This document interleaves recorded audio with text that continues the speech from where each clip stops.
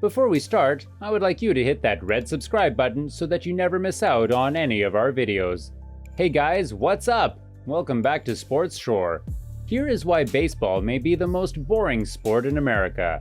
Number 10. Crazy fields. Don't you hate how the Raiders field is 10 yards longer and 5 yards wider than the Niners field? Oh, never mind, they're the exact same dimensions. Same with basketball and hockey. But for some reason, baseball fields feel like they can make up their own damn rules. Golf courses are different, we should make baseball fields like golf courses.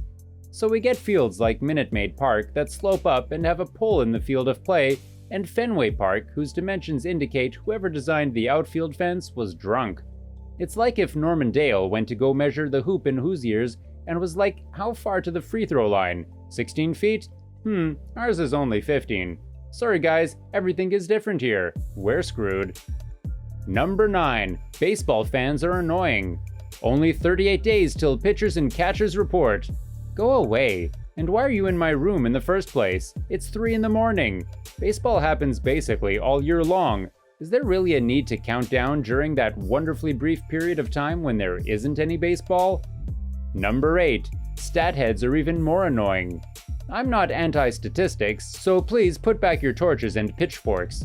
I'll admit that the old codgers of the baseball world who act like advanced statistics are a newfangled bunch of poppycock are the worst.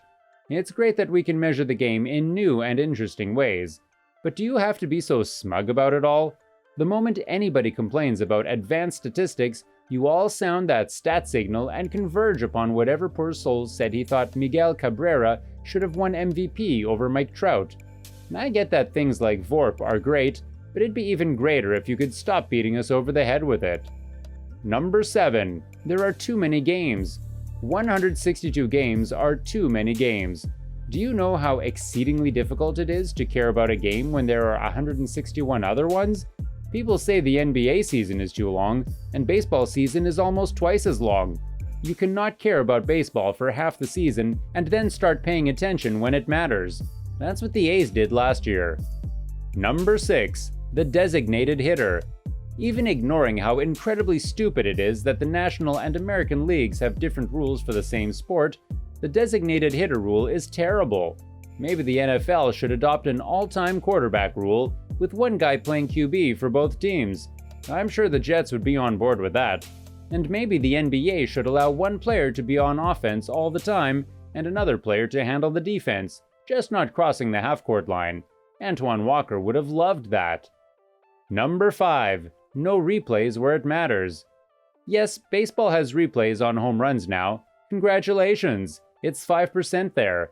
Now if only baseball would get with the 21st century and allow replays for blown calls, like Jim Joyce ruining a perfect game, or to help regulate strike zones instead of leaving it up to umpires who are trying to end the game because they're tired.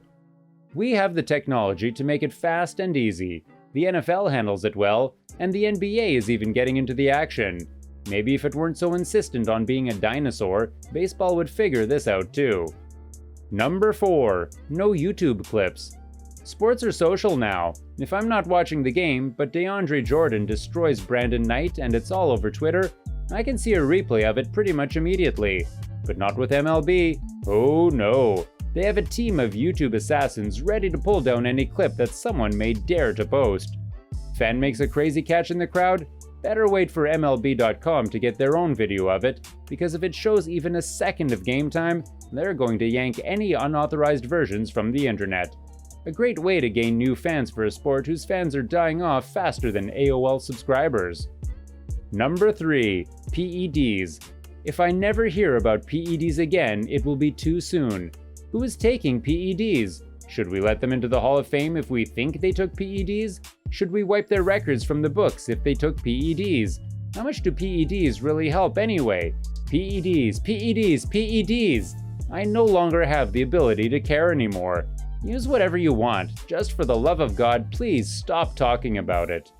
Number 2. Hall of Fame voting is stupid. Writers don't vote for players because of personal grudges. They don't vote players in to make a statement. They don't vote players in because even though they feel they're worthy, they're not first ballot worthy.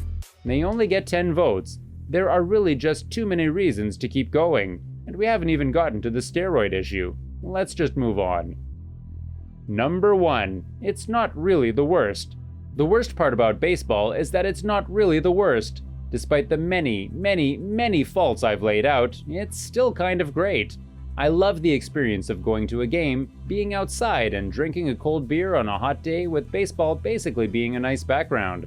I love the unwritten rules and nobody pitchers like Dallas Braden screaming at A-Rod for breaking one of them and crossing his mound. I love all the weird stuff baseball players do to amuse themselves during the long games and the long season. I love an underdog team like the A's putting together a historic run at the end of last season, even though they ultimately came up short. So here's to another season of baseball being the worst, and me still watching. And this brings us to the end of our video. I hope you enjoyed it. Hit like if you did, and don't forget to subscribe to our channel so that you don't miss any of our videos in the future. Also, watch the 2 videos that are on your screen because I'm sure you'll love them. With that, I'll see you in the next video.